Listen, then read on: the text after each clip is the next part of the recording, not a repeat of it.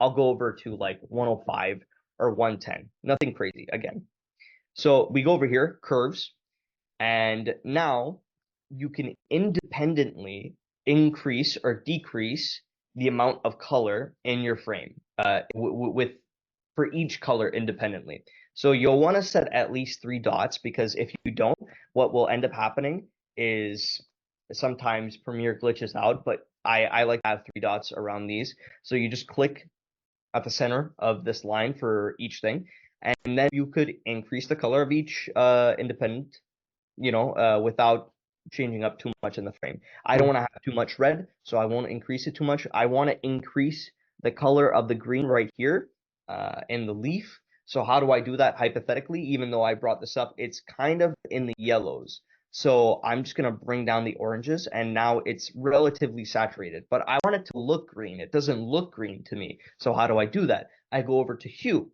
So I'm gonna basically lock all of this in because I really don't want to adjust too much. What ends up happening is if you bring the color, if you have nothing locked in, if you then just adjust, what's happening? Why am I not seeing it? Oh, it's because mostly the image is in the reds. Most of this image is in the reds, technically. So if I have this selected, and you'll see, let's say if I bring down the blues, let's say I'll have like a lock in here. If I want to adjust the blues, well, then it'll adjust the rest because it has a slope down here, right? So Yeah. you want to lock everything in more or less. So I'll lock in some things here. Now we remember that the leaf technically is somewhere in the yellows and the greens. So it's roughly around here because most of the image is a little bit too red when I shot. So now I'll go over here, and if I want it to look a little bit more green, because right now it has too much warmth in it, I could bring it down in the blues. So now you'll see the There we image go. generally looks Yeah. a little bit more green, but I don't want it to look green necessarily. So maybe I'll bring in a little bit more red into the frame, and that will be in my color balance in basic correction. So I'll bring in a little bit more red, not in temperature, but in tint. So let's say 3. And now the frame looks a little bit less green. It's a little bit like more or less balanced. And again, uh, the easiest way I would say to color correct your footage is probably by going over here to color wheels and match, and then This just, was my question. yeah, Everything you just showed me with the color grading, I understand. Every time I get to these color wheels, hey, super, I lose it.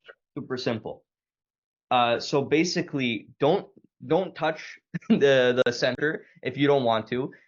It could be a Right. little bit daunting in terms of like bringing in different colors, right? So again, like I said, my image is a little bit red, right? So if I wanted it to be more balanced, I have 2 options. I can go either to basic correction and bring it more towards the cooler temperatures, and it would be color balanced, right? It would be more to the whites. But I like that the image is a little bit more veering off to the red, so I leave it as is, right? Um, but if I don't want that, instead of going in my temperature, which is the easier option of the two, I could go in temperature and just click -20, right? And then simple as that, my image is a little bit cooler. But then I lose some color in the face. So what I would do hypothetically is bring the color back by adjusting right here, and that my subject would be a little bit more red, right? But probably would adjust like that. If I wanted to, so I'll revert all the changes I just did. So my subject and my frame is back to looking a little bit red. If I want, I could just go over to highlights here in these color wheels and just click relatively in the blues. I'll drag it and I'll see how I like it. So now my highlights are a little bit more color corrected. They're more toward the whites.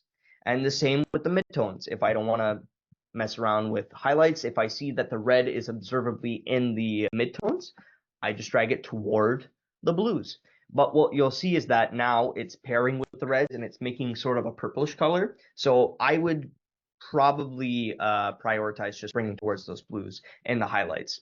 And now basically it's separated very simply in between shadows, midtones, and highlights.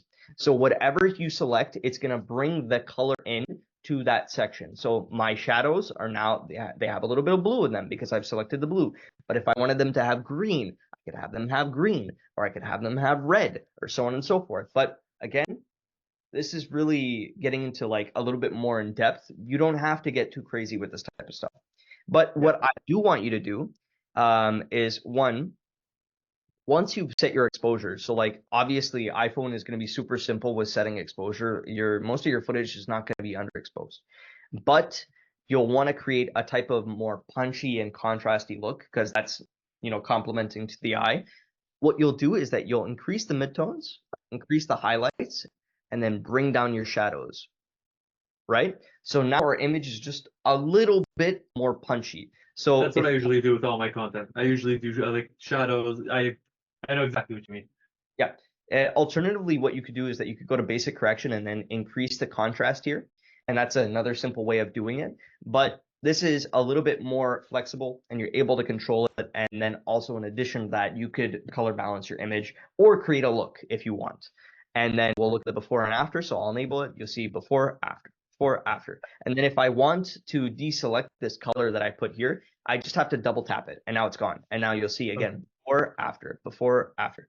So the shadows are a little bit more pronounced and the highlights are elevated, right? Simple as that. Yeah. Nothing crazy, just trying to create a little bit of a look. You don't want to take your footage to the complete other end that it looks exaggerated. You just want it to look nice, right? Yeah. Yeah.